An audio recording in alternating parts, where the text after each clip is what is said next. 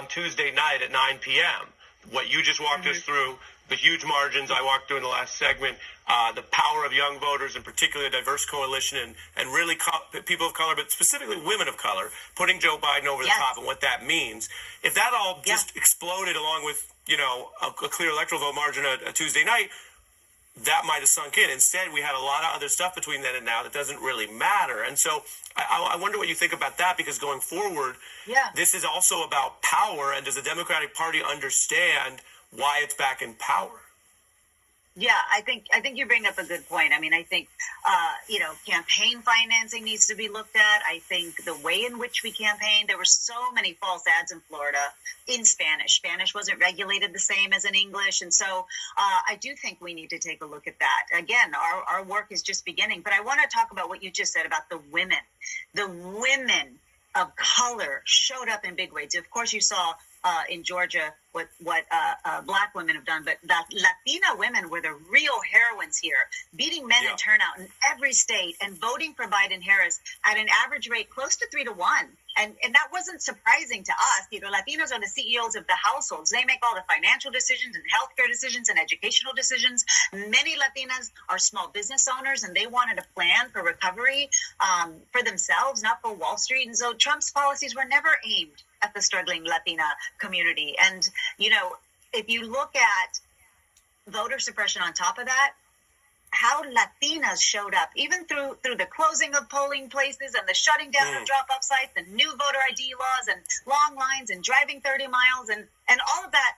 And on top of that, restrictions and safety protocols of a pandemic. That spirit and perseverance that Latinas use in their daily lives, the struggle to pay their bills and the struggle to show up to their jobs and homeschool their kids and take care of their elders, that's the same perseverance and spirit they use to show up at polls. ADOS family, you hear that bullshit. For those of you that think that there's a black and brown coalition, this is your answer right here. The black and brown coalition is only when black people say it, but when Hispanics talk about coalition, there's only one coalition with them, and that's them. That's it. She said that Hispanics were the real Latina women. Let me correct myself. Latina women were the real heroes that put Biden in the White House and got rid of Trump. But that's mathematically and statistically untrue, because Latina women voted for Trump in excess of 28%. So do the math. That leaves 72% of Latina women that supported Biden. Now, black women, I don't agree with them supporting Biden, but 91% of black women voted for Biden. So it is clear, it is irrefutable and indisputable that the reason why Biden is in that White House or going to that White House was because of black women, period. See, this is how Hispanics are. They're wannabe white people. They worship white people, and every chance they get, they take a dig at black people, the people that made it possible for them to immigrate here, that made it possible for them to take advantage of social integration and other freedoms that they take for granted. They take a dig at you because they're just as racist as white people. And what did black women have to do with that conversation? See, we are on these people's minds rent free. That interviewer did not say anything alluding specifically to black women. So these people are not our friends. There's no black and brown coalitions. There are no coalitions. ADOS, we have no friends. Hispanics don't care about you. They don't like you. They're not empathetic to your struggle. They're here to replace you. They're here to compete with you.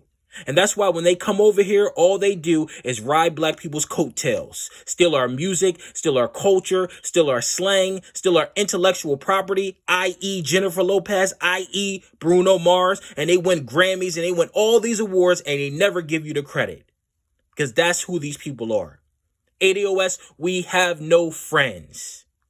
And that's why 91% of those black women should have voted for Donald Trump. And the reason why is because Donald Trump gives equal bigotry, so that people like Eva Longoria, people like these illegals and these Hispanics get put in their place. Donald Trump checked these people and let them know that they ain't white. All these immigrants, all these other groups that come over here and look down on you and that are racist towards you got checked under Donald Trump. And that's why we should have voted for him. But ADOS, this is clear as day. There's no black and brown coalitions.